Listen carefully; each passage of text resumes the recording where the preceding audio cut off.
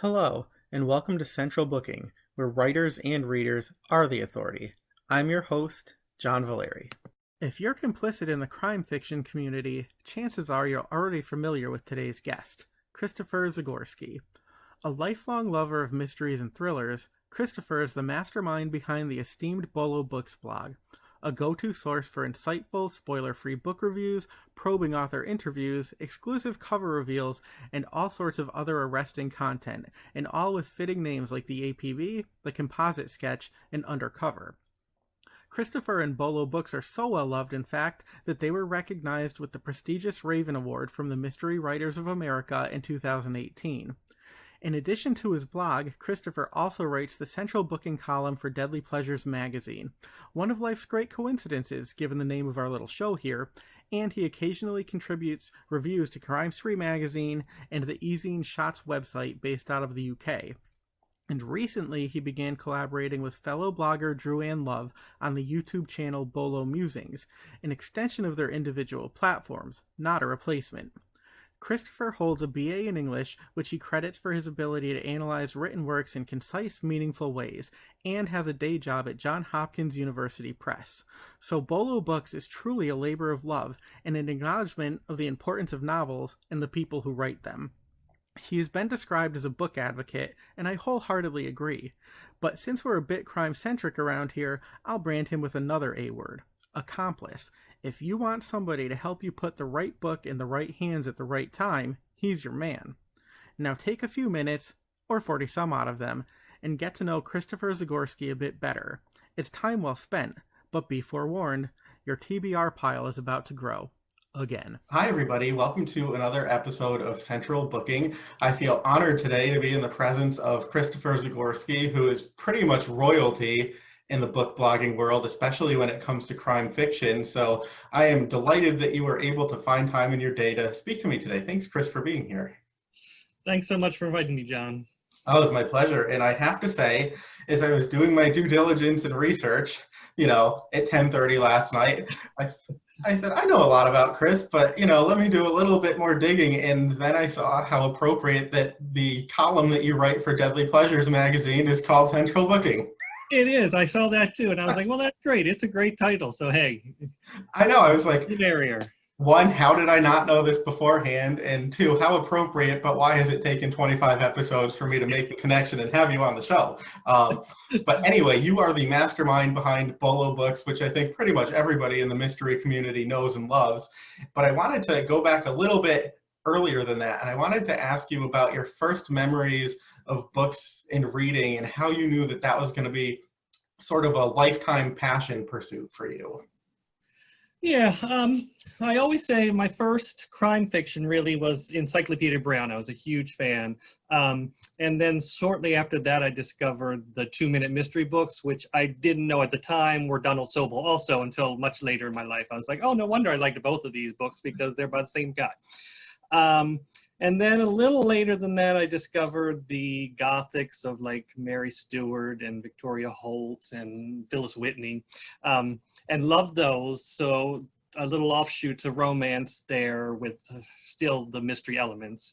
And then Mary Higgins Clark came along. So I always knew that reading was like a safe haven for me. I mean, I'm a worrier. I tend to stress about everything. So I need something to calm me down, and books were always that place for me. So I would just go into a corner and read and forget about anything else that was bothering me. Sure. So I told you I was going to go off script, and apparently I'm going to do it even sooner than I thought. But I did want to ask you about that because I feel very similarly that books have always sort of been a safe haven. And I think that we're living in particularly, uncertain times, and there are a lot more stressors than normal. And I wanted to ask you, and I was going to ask you this a bit later, but why not now? Because it kind of piggybacks on your answer. But have you found that your relationship with books or reading has changed in this time of pandemic? I have, actually. I mean, early on, I couldn't really read very much. I mean, at the beginning of this whole thing, because it was so new, nobody knew what was going on, and it was very scary. I couldn't find myself getting lost in any books. Eventually found that I could read short stories because they were a brief amount of time and I could focus for that. So I actually read a lot of short stories at the beginning end of this. But as things have gone on, now that we're in sort of a lull of new things happening, I mean, everything's still people dying every day, which is horrible. But we're not finding new discoveries about this illness. So I can read a little better, and it does take me away from the news. I've just got to stop looking at the news. So books are still that safe haven. Thank goodness. I was going to say, I know a lot of people who had similar experiences who can't fall into a book as easily as they once were able to. And I guess I've been fortunate. I found the writing's been more difficult, but I really, really seek that escape of a book. And I've been seeing hours on the clock that I haven't seen since I was in college. I'm like, oh, it's 2, it's 3, I have to go to bed. But I feel very fortunate, that I've had that experience. And it's kind of ironic when you think about it, because the things that we tend to read are very dark anyway, but there's not necessarily COVID floating through. Right. But anyway, I guess back to basics. People know you for your affinity for crime fiction, and I wanted to ask you, what is it that first drew your interest to the genre, and why do you think that it's crime fiction and all its, iterations that's really compelled you throughout the years? I think it's the sense of justice, even though I'm not one of those people that actually needs the bad guy to get captured at the end always, or even the thing to be solved. Sometimes, I mean, I know people don't like a book when they read a mystery and then suddenly there's not an answer at the end, and I'm not one of those particular, but there's still a sense of justice, or at least the aim towards justice, that compels the characters in these books. So I think that's what really draws me to it. I mentioned Mary Higgins Clark earlier. I can remember when I first read Where Are the Children, and realizing that something like this could happen to just a regular woman at home, like my mother could be accused of something that she didn't do, and then somebody would have to figure out that she didn't do it. So it's that element of, let's set the world right the way it's supposed to be as best we can, and then know that in real world that doesn't always happen. So sometimes in fiction it doesn't happen either. Sure. And I have to say that's a point well taken, because every once in a while I'll stand up and cheer if there's a mystery that doesn't tie up really nicely at the end, just because, in real life, unfortunately, bad guys do sometimes prevail. And so I think, one, it's kind of a twist in and of itself not to wrap things up completely nicely, but it's also a bit reflective of the real world. Right. But I digress, and I do that a lot. So anyway, let me ask you about the origins of BOLO Books, because you've been writing this for many, many years now. It's very popular. It's sort of evolved over time, though there are some basic concepts that you've stuck to. So can you tell us about the origins of the site and how it's sort of evolved from beginning to now? Yeah, it started in 2012. We're coming on 8 years next month, which is not very long actually in the book blogging world and the internet world, obviously. But it sort of seemed like it happened overnight and was an overnight success. But what really happened was I was laying the groundwork for the blog for years, not even knowing I was doing it for some years, and then several years where I was intentionally doing it. But I've been going to crime fiction conventions for a very long time. I think I've been to 10 VoucherCons. I think I missed one in the middle, and then the most recent ones. Dallas I didn't go to, and then I was going to Malice too. So I was setting the groundwork with those authors long before I launched the blog, and meeting friends in the community, and that helped when I launched. It just took off from there. But my goal at the beginning was just to, I was seeing the newspapers lose column inches for reviews, and I wanted to give back in some way. And I was like, how can I do that? And my background is in English, an English degree. So I always thought I would write, but I didn't know what I was going to do. And then I found that when I was reading, whatever I was writing creatively was influenced by what I was reading, but I couldn't give up reading. So I was like, well, how can I still read and still get in writing? So I decided to go with the reviewing route. And that turned out all right. So it's not a bad thing. And then as I learned more about blogging and how that works and the social media aspects and all that stuff, I found there were certain things you have to do. I mean, you really do have to have content consistently, which I haven't done very well in this COVID time, I have to tell you. But anyway, that's another thing. So I came up with other things that would supplement the reviews, like the Monday things where I tell people what's coming out that week so that they know just what few books to look for. And then I have a composite sketch things that usually run on Friday that introduce people from the community. So those things were created to fill out when I couldn't put up reviews. Right, and it's all very thoughtful too, because if you look at it, it sort of revolves around the theme of BOLO and be on the lookout and police language, which is very creative, and I think that that's really great. But I did want to. And the funny thing is that when I thought it was very clever too, and thank you for saying that, but you won't believe the number of authors who have come up to me in the crime fiction world, and when they finally realize it stands for Be on the Lookout, they're like shocked, and I'm like, really? You're in the... I'm like, don't you watch Law and Order and these other shows? So I thought it was very clever at the time, but it turns out that not everybody gets it. Plot twist, That's great. I love that story.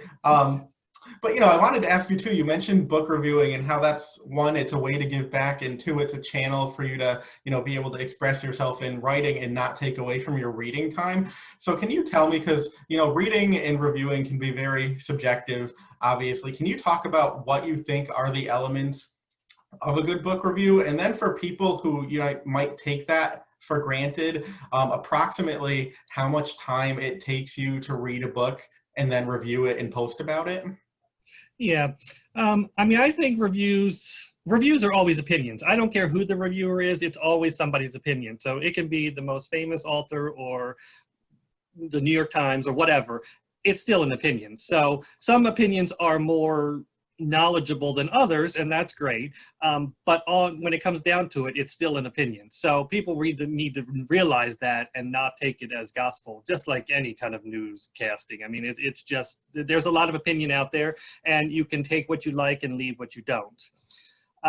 So I like a review to be spoiler-free. My reviews are always spoiler-free, but this is because my goal is to get people to read the book. It's not a book report. I want to give the reader enough about the book to know that it might be something they're interested in. They can pull those elements out and say, oh yeah, I love that kind of a thing, so I think I might like this. But I never give any kind of spoilers. There seems no point to me. So personally, I can't read the New York Times reviews until I've read the book, because I feel like they give away way too much of the plot. There's no point in reading the book after I've read a New York Times review. Which I find ironic and interesting, since it's the epitome of the reviewing world, but right. I don't really understand how it got to be that way, and why it continues. I'm like, why doesn't somebody tell them not to give away the whole book? But that's neither here nor there. So I try to focus on that, and then I do try to put the book in context of the canon of crime fiction, if I can, whether it's a debut or later, and in that author's output, if I've been following that author for a long time. So I try to do some of that, but that's not really my goal when I write a review. My goal is just to tell people what the book is about and let them see if it interests them, and hopefully they'll go and pick it up.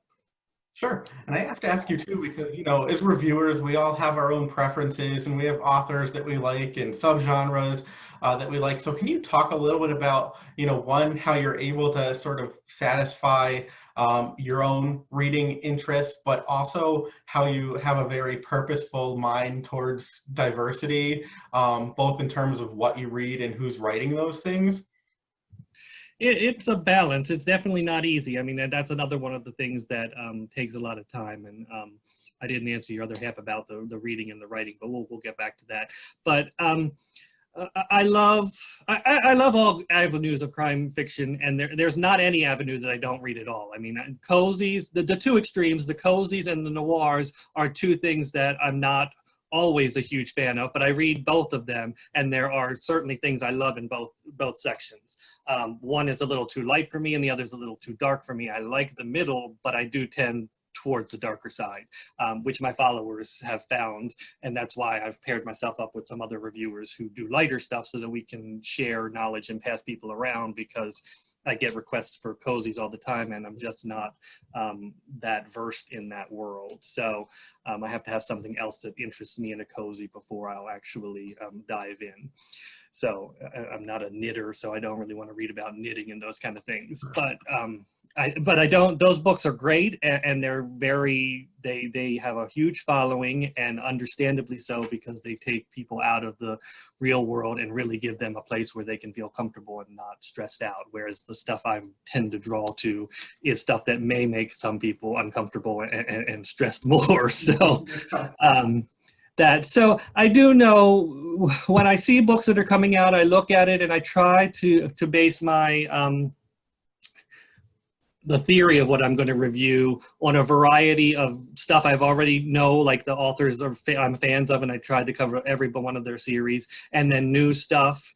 And yeah, in this moment, I'm always looking for some kind of diversity. Diversity is so important.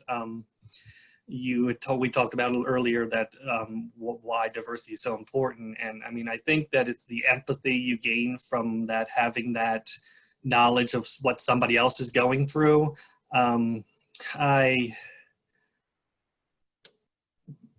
It's also a reflection of my real world. I mean, I have friends that are from all races and ethnicities. I have straight friends. I have friends on the whole spectrum of LGBTQ people. I even have Trump supporter friends. I mean, you just have to have that voice around you so that you can find your own voice there. So those books reflect my real world. So I don't really, it doesn't really seem like I seek them out because they're diverse. That's the way it goes. But at the same time, with society the way it is at the moment, I do feel like I have an obligation to help to bring those voices that have been suppressed and ignored for too long, especially in publishing, to the forefront. So that is a conscious decision, but I would be doing that even if we weren't having that societal issue at the moment. It just is sort of another impetus to do that. Sure. And I'm going to come back in a minute to the reading, writing piece because I apologize. I cut you off before you got to the second part of my question. You know, this is great because usually I remember parts 1 and 2 of my questions and everybody else forgets part 2. And that time you were the person who remembered parts 1 and 2 and I forgot part 2. So I will get back to it. But I actually wanted to, again, piggyback on something that you just said, because one of the topics I wanted to get into with you was in recent years, you know, there's been a lot of talk about crime fiction just being mere genre fiction and, you know, people being very dismissive of that. And I think unfairly so. And I think in times like today and with the issues of diversity and social injustice and civil unrest, you know, you look at crime fiction and you can really see the factors that are at play, and it's a reflection of why the world is the way it is. So can you talk about, you know, the elements of crime fiction that you would use to sort of refute that point of it just being genre fiction and not as important or as relevant as literary fiction or, you know, the flavor of the day? Right. And you know that it's not just crime fiction, it's any genre fiction. Okay. Everything is looked down upon, but because we love crime, that's what we talk about. But all of those other genres have the same issues. But I do think that crime fiction is particularly interested in what's going on in society. So the plots are always triggered by things like racial injustice, socioeconomic breakdowns, gender roles, even just the things in the family. I mean, the domestic suspense that I love is always a study of what a marriage is like, what a friendship is like, what a family is like. I mean, if you have a bad family, what's that going to do for you later in life? So all of those things trigger those points. So I think that unlike, I mean, I read literary fiction too, if that's even a thing. But I do read those books as well. And I mean, because my English degree, I was forced to read many of them, and I don't look down on them either. I mean, I do think that many of them don't have anything happening. I mean, they're just character studies that have very little plot and can be a drag for somebody who's looking for entertainment. So I do get the negative stereotype of them too. So I don't want to throw back shade to them when we don't want them throwing shade at us. But at the same time, I do think that crime fiction is entertaining as well as educational, and I think that that's the value I find in it.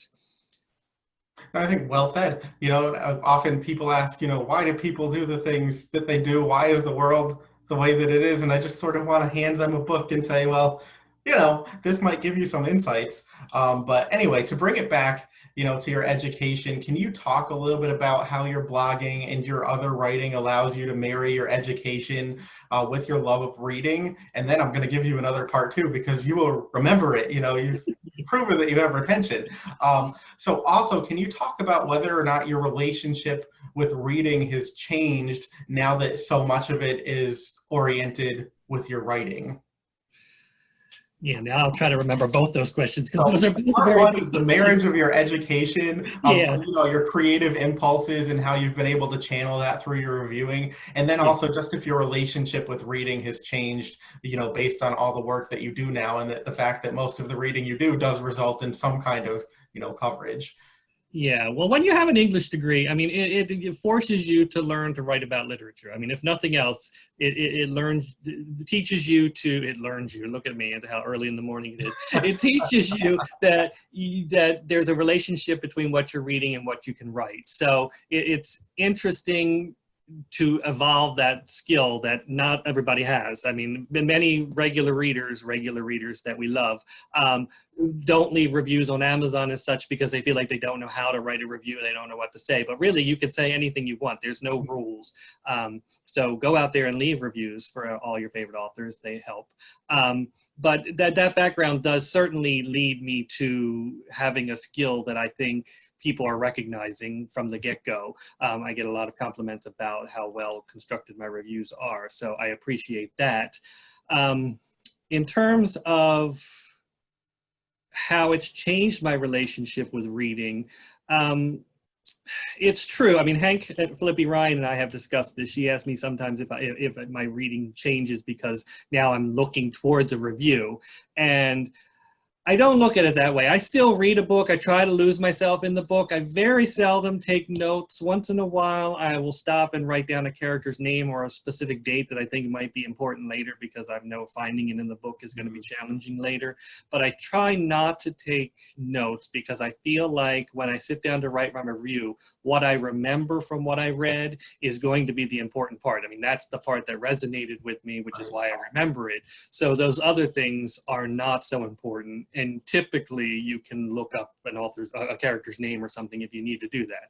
I have found, because I do also, well, when I was commuting to the day job, I was doing audiobooks, and I did find that reviewing for an audiobook was much more challenging because I was like, I have no idea how to spell this person's name. I mean, sometimes it's a normal name, but it has some weird spelling, but you don't know that because you're just listening to it. So that's been an interesting evolution. There's Christopher with a K. Right, exactly. I mean, how would you know that? So I could write a review that would look nothing like the book if I didn't do the research to look those things up, which I, of course, do. But I mean, it was something I never thought about when I actually sat down to do audiobooks. I was like, oh, this will just be like a regular review. But I'm like, oh, no, it's a lot more work. Sure. That's funny. I think our styles tend to be very similar. Like you, I very rarely take notes because I don't want it to feel like work because I don't want reading to ever, lose the enjoyment aspect. But I do find, that, oh, I have to read for retention and maybe I shouldn't read this arc 6 months before the book comes out because I know that there's no way I'm going to be able to write pre-write my review. Exactly. This is the other thing is the scheduling is very interesting because I mean there are things where you want to read. A book comes in and you're like, oh, I want to read this right now. And I'm like, oh no, it doesn't come out for 6 months. I can't read this. I have all these other books. But then those books aren't speaking to me, not because I didn't want to read them, because obviously they got on the schedule because I wanted to, but you're in a mood. So sometimes you have to. And that's what I found during this Corona time is that I have to read whatever interests me is what I have to read at that time because that's the only way I'm going to be able to stay into a book. So I have read off schedule. I'm so behind on some reviews, but everybody understands. I mean, that's just the way we are in this world right now. And authors know I'll get to those books as soon as I can, hopefully. And that just is, but the scheduling is an interesting thing that people don't think about when they think about blogging. Sure. So I have to ask you what happens when a Louise Penny book shows up at your house. I mean, does your husband just hide it? He doesn't. He doesn't. He actually knows not to open those packages because he's like, oh, it's just another book for you. I mean, they have a look. So, but it is difficult when a Louise Penny comes. I mean, there's many people when a book comes in. I mean, even it could be a debut, really, that something can grab you about a book that can make it seem like the new shiny thing that you just have to read right away. So you really have to be disciplined in saying, no, I've got to stick to this schedule as much as possible. It might make me read what I'm reading a little quicker so that I can then have an extra time that I didn't plan on, and I can squeeze this book into that little pocket of time.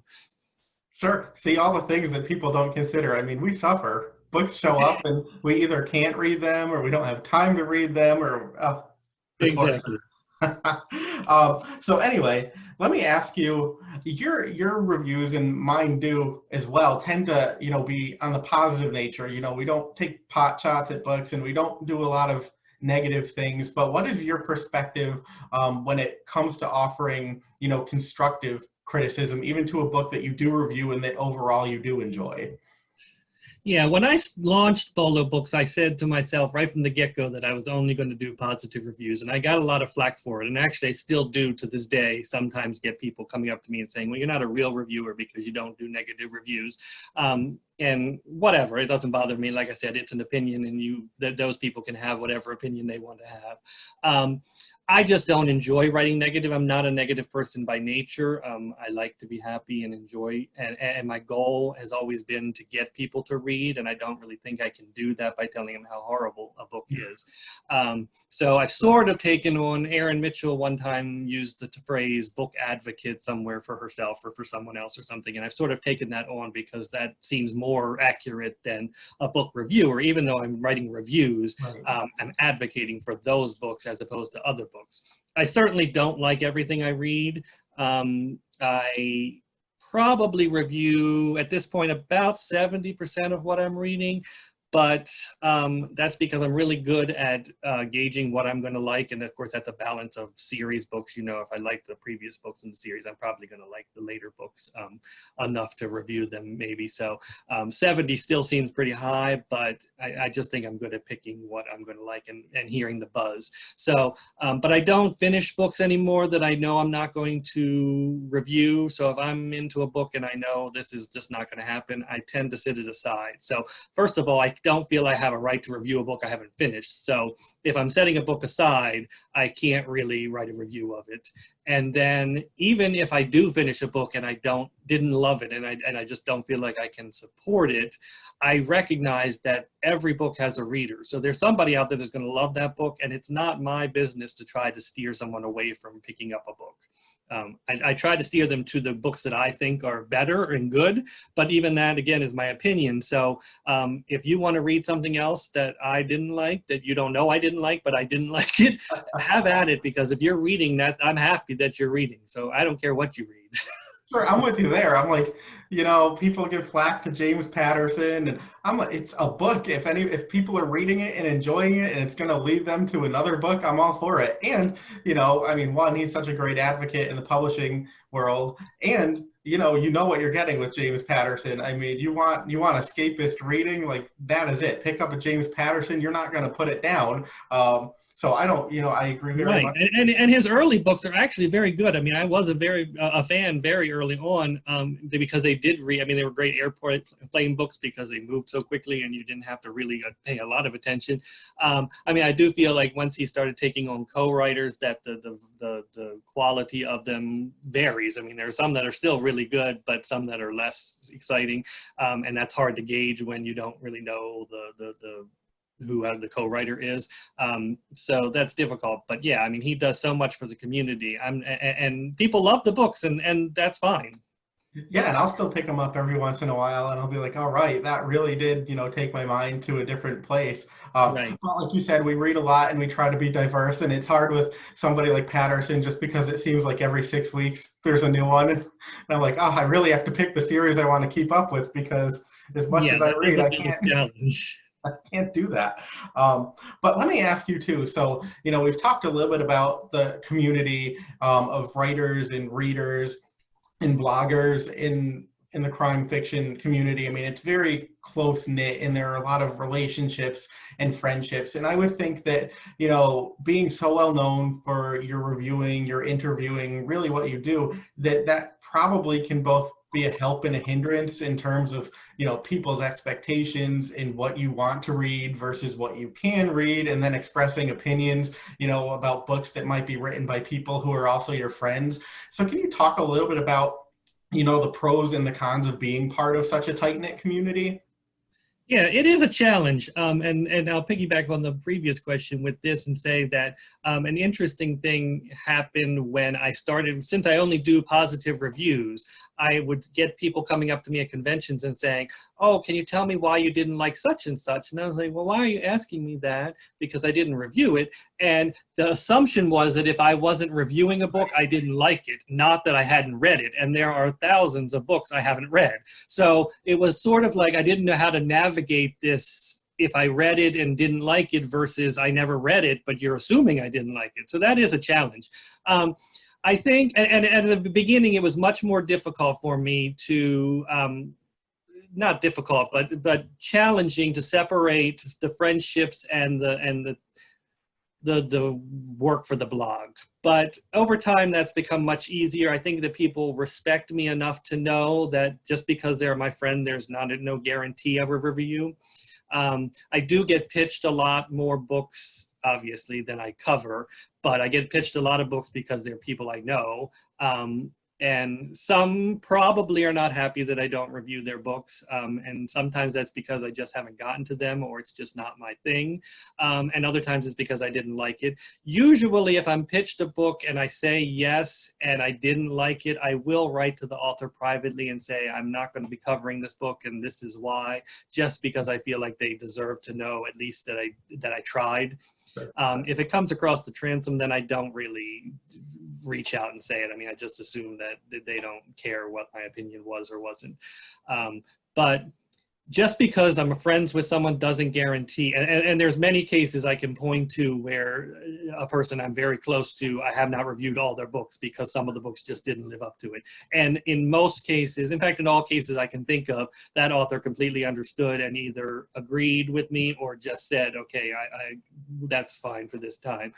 We don't expect anything from you. So I don't think people expect me to cover the reviews of my friends. Now, I'm in the DC area and we have a huge writing community here.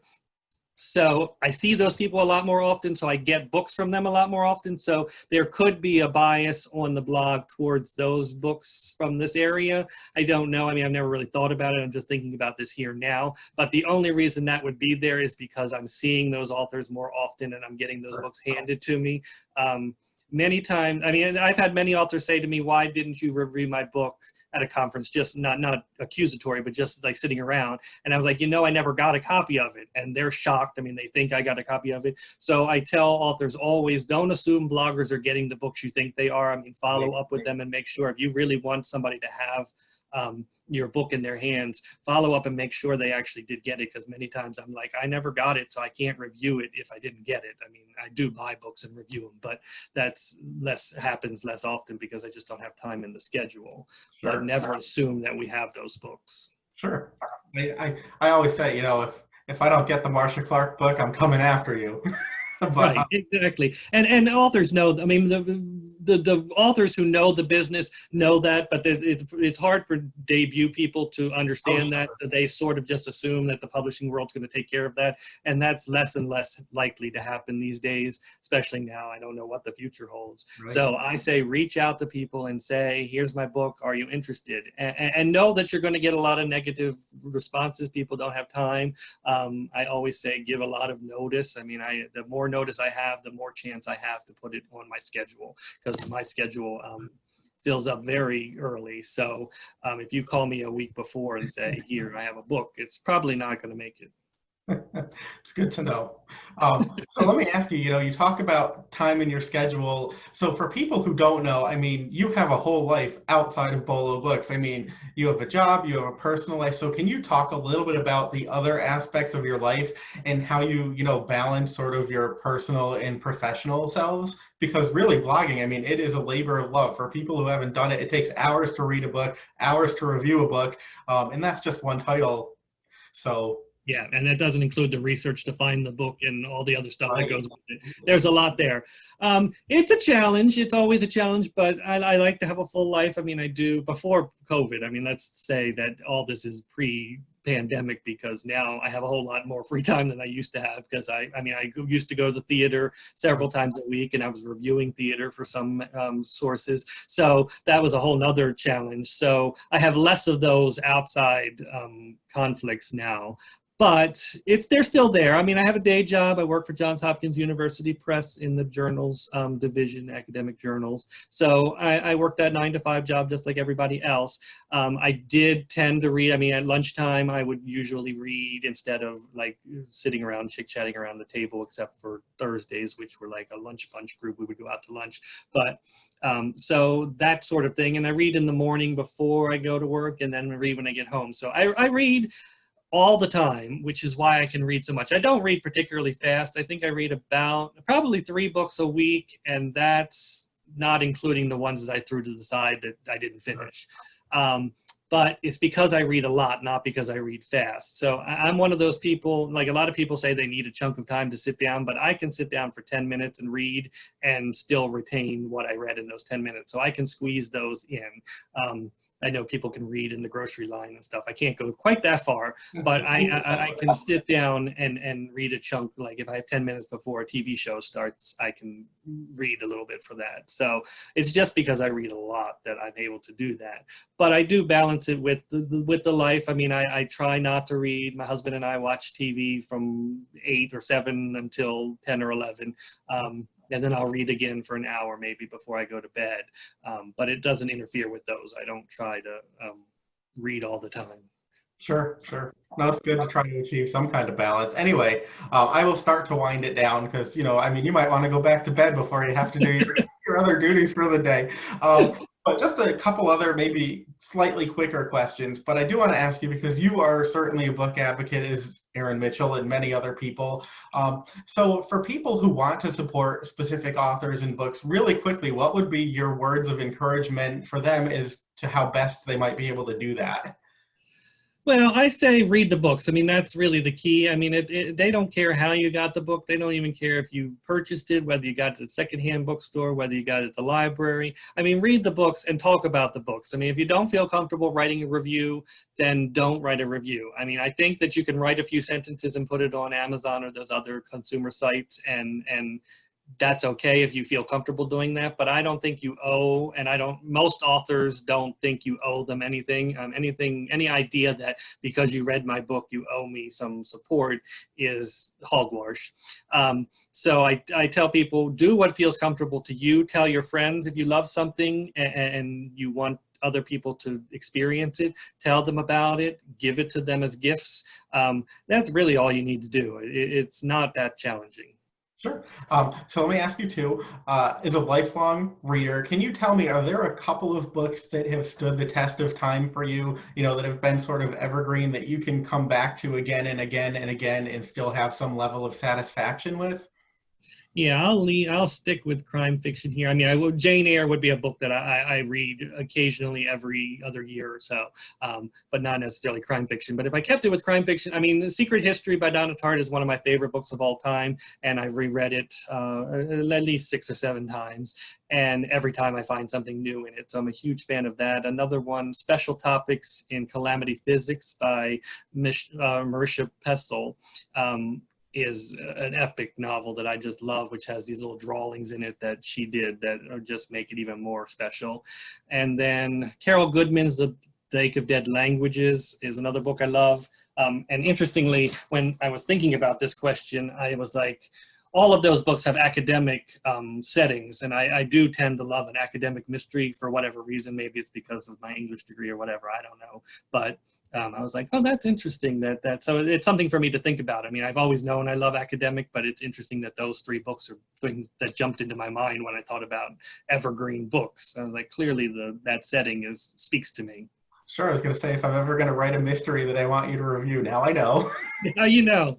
That in an academic And no institution. mafia. I'm not a fan of mafia. People don't understand it to me, but the mafia thing doesn't work for me. It's just, I can't grasp it. It's something about the vigilante nature of it Sure. that rubs me the wrong way. So academic setting and no mafia, and you're golden. Awesome, and email you like a year before it comes out, Right. Kristopher, remember me? All right, so we've sort of touched on Evergreen. How about recent books that you've read and are very excited about that either have just come out or will be coming out shortly? Yeah, I've gone on record already saying that my favorite book of the year is Rachel Housel Hall's And Now She's Gone. I think it's a very fresh take on the PI novel. I've been a fan of Rachel's since her series, and then her other standalone was excellent as well. But that book really spoke to me, so I'm really pushing that one. Another series I love that I think a lot of people haven't read is Ragnar Jonason's new Hidden Iceland series. It's a trilogy of 3 books, The Darkness, The Island, and The Mist. And what makes these books interesting is that they're told in reverse chronological order. So the first book, The Darkness, begins on the last week of the detective's career, and she's about to retire, and her superiors want her out, and she's unwilling to retire early. So they set her on the cold case desk and say, just sit here for a week and you'll be done. And of course, she discovers a case that she's able to investigate. But in the course of that, she tells us things about earlier in her career that at the time those of us reading the first book didn't know, but it turns out that those things factor into the later books, which are actually earlier books. So the series makes the reader a complicit person in the secrets that are happening in a way that I haven't seen done before. Like, I know when you're reading the second book, you know things that even Hulda doesn't know, because she's told you them in the first book, but now she's going back in time. So now you know them and she doesn't. And it makes you, it literally made me like hyperventilate, because I'm like, oh no, I know this and you don't see this. And I just haven't seen that done before. And then the next book goes even further back. So it's a very unique way of doing things. So I'm hoping, I don't know if he has another one planned, because I'm like, there's a whole lot of time before that we could learn about. But those 3 books fit together really nicely in a way that I haven't seen. So I love that.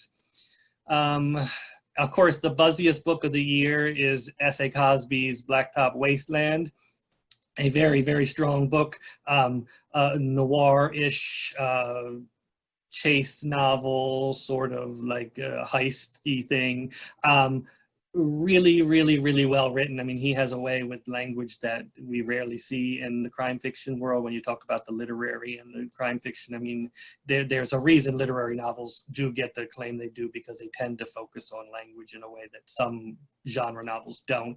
And Sean is one of those people that actually takes the time to sit down and craft sentences that make you just gobsmacked and you want to go back and read them again. So it's a great book. Oh, good. Mine just landed, so it's going to the top of the pile. But I feel like the more you talk, the more my pile grows. Like that trilogy sounds fascinating. I'm gonna have to look It's it up. really amazing.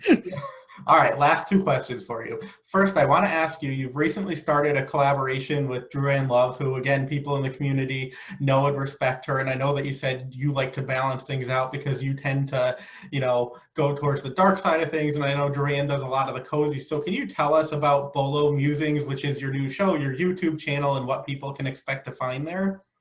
Yeah, Drew and I have been friends for a very long time, and it is just that reason. I mean, in theory, we're in competition because we're both bloggers, but the blogging community is very well tight-knit and close, so we don't really feel, just like I don't think authors feel much competition.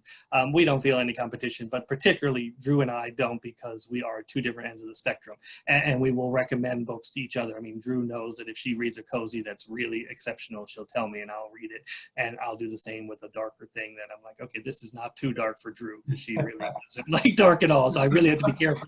But she will read what I recommend. So we were looking for another outlet. I mean, I don't really know where BOLO Musings is going to go. It was sort of one of these pandemic type things that we're like, okay, we want to give another outlet for authors. There's so many things like your show that people are trying to find new ways to get them to be able to do stuff.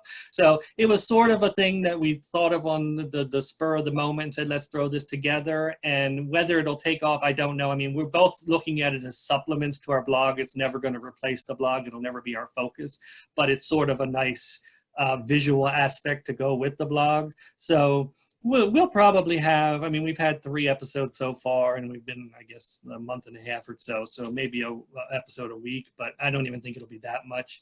But we've enjoyed it. It's an interesting thing. So we'll see. Awesome. Little teaser there. Stay tuned. All right. So I have to ask you my last question to you.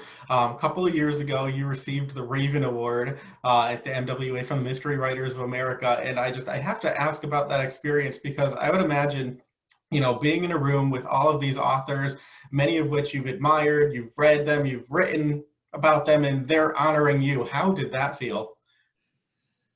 It was sort of surreal. I mean, it was, first of all, it came out of the blue. I mean, let me tell you a little quick story about how I found that out. Is that I was at a local event. Donna Andrews was the vice president of MWA at the time, and she's a local author. And I was at a library event that many of the local authors were at. And she pulled me aside and she told me, and I first didn't realize what she was talking about. I was like, went completely out of my mind. And was like, no way that she said what I think she said. But it turned out that she did. But she told me, and I forget when this was, like early November, she told me that I had to not tell anybody. She said, you can't tell anybody. And I'm like, okay, now I have to go back into this room full of a whole lot of my friends and sit through a panel and a discussion on other crime fiction, knowing this. And I can tell you that I know nothing about what happened at that event after that moment. I mean, I was sitting around people, couldn't say anything, and couldn't tell anyone for several weeks after that, except for Michael, who I told as soon as I got home. And Donna said, okay, you can tell Michael. But it was quite an honor. I take it personally as affirmation that I was doing a good job, but I also took it as a statement towards the book blogging community in general. I mean, Drew Ann had won it the year before, and then I won it the next year, or received it the next year. And it sort of said, yeah, book blogging is a field that is important, and we want to recognize that. And sometimes that seems not to be the case. I mean, still people, authors, everybody are touting their professional newspaper reviews and ignore bloggers too much. And that still is a road that we're trying to climb. I mean, we don't expect to be the New York Times, but we also don't expect to be ignored. So I'd say to authors, just know that bloggers are out there doing what they're doing, and they're not getting paid for it. It's not their job. So respect that and try to celebrate that. So I saw that award as sort of another way of them saying, yeah, we're seeing what's happening, and this is very important. And I hope that moves forward. I hope that they continue to look at bloggers as considerations for those awards, that award and other awards like it. Sitting in that room was very, very intimidating. I mean, there was a cocktail party before the award ceremony, and you're walking around, and Michael Connelly's there, and I mean, there's just everybody you ever want to know is walking around that room. So that was quite a highlight. And then the party goes on long into the night after that award. So it's a great night. Yeah, and to bring things full circle before I say goodbye to you, if I understand correctly too, when you were checking in that evening, were you not standing behind Mary Higgins Clark? I was not standing behind her, but she was there. And when I actually was walking into the banquet, she was standing right in front of me, and I stopped and I had to talk to her and tell her that where are the children meant to me. And she was so gracious, and that was the highlight of the night for me, was that moment. I had met her before, but meeting her on that night was sort of just icing on the cake for me. So yeah, it was a very special moment. Oh, awesome. Well, that must have been a delicious cake, Kristopher, but I want to thank you again so much for taking time out of your busy schedule to talk to me today. And again, I encourage everybody to check out BOLO Books and BOLO Musings, which is very enjoyable, because I feel like it's another way to connect with people who you can't really see in the real world right now. So I think it's sort of more important now than ever to keep up with people, which I think is probably why we both started these, internet shows. But anyway, I've been a long admirer of yours, and I am, very impressed and proud of what you do for the community. So I salute you for that. And again, I wanted to thank you so much for being here, and keep doing what you do, because it is a gift for authors, it's a gift for books, and it's a gift for readers like myself. So my hat is off to you. Well, the feeling is mutual. You're doing a great job. This is a great show, and I hope people are checking it out. You're doing some great interviews with some really wonderful people, and it's a way to see people that you don't get to see when we can't go out, and even before you can't go out. Some people just can't go out to those events, and it brings them to them. So it's a great thing. So keep up that great work, and thank you for having me on the show. That's my pleasure. Thanks so much, Christopher. You take care. You too. Thank you. That's it for this episode of Central Booking. Thanks for watching, and be sure to subscribe to our channel so you don't miss a thing.